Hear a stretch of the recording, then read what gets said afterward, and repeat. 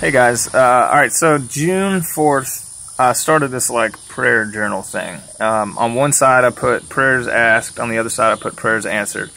And from June 4th all the way to June 27th, the results were awesome. It was pretty much like an answer every single night for whatever I would ask.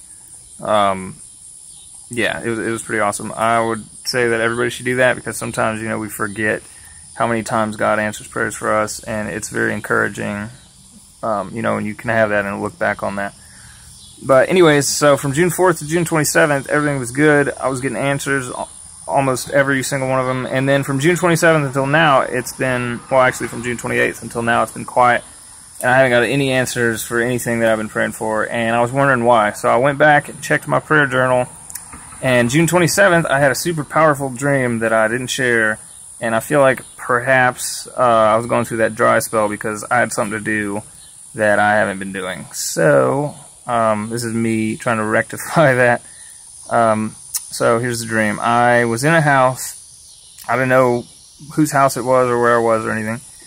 And I knew there was a bad presence in the house, like an evil spirit or something. And I started feeling congested and sick and just weighed down to the point of, as the dream progressed, I was crippled on the floor. Couldn't walk, couldn't move, couldn't do anything, just crippled. And we know, in the Bible that demons have that power. They, can literally cripple people. And there was a group of people in the house that came over and tried to pray for me. And they were, all praying over me for a second. And nothing was happening. And then the dream kind of focused on this girl that was walking up to me, and then it zoomed in on her hand, like specifically on her pointer finger, because that was all she could reach me with through the crowd.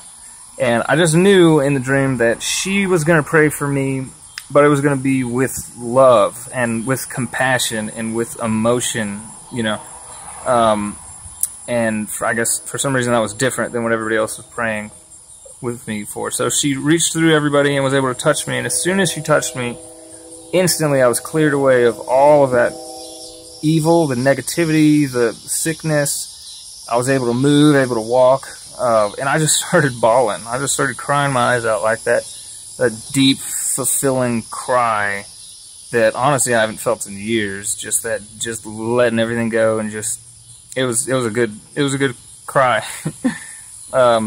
And I could feel the Spirit just move through me and erase everything bad. And then I woke up. And when I woke up, I still felt those feelings. And it was like 1 o'clock in the morning, and I felt like I could start my day, right then.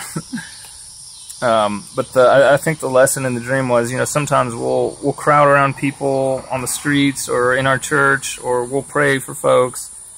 But sometimes I feel like I know personally, I'll just say things. I'll repeat scriptures and verses, and I'll say, God, please help this person with this, or please help this person with that. And there's not much emotion attached to it. Sometimes it's hard for me to feel love to some guy I just walked up to on the street, say, let me pray for you. And I have this kind of like basis of what I'm going to say memorized already, and I just repeat it and, go about my day. But I feel like the dream is showing us, when you believe in Jesus, the Spirit dwells in you. So God dwells in you, but when you don't act out of love, I feel like not that it hinders God, but I think when you act more out of love, that God would use that more, kind of like a cell phone.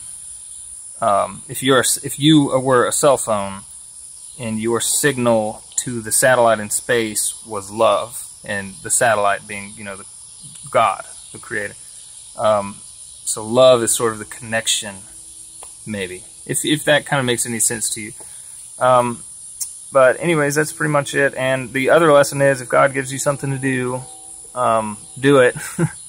Because if not, then you may be going through a dry spell like I am. So anyways, hope that's helpful to somebody, and love you guys. Happy 4th of July.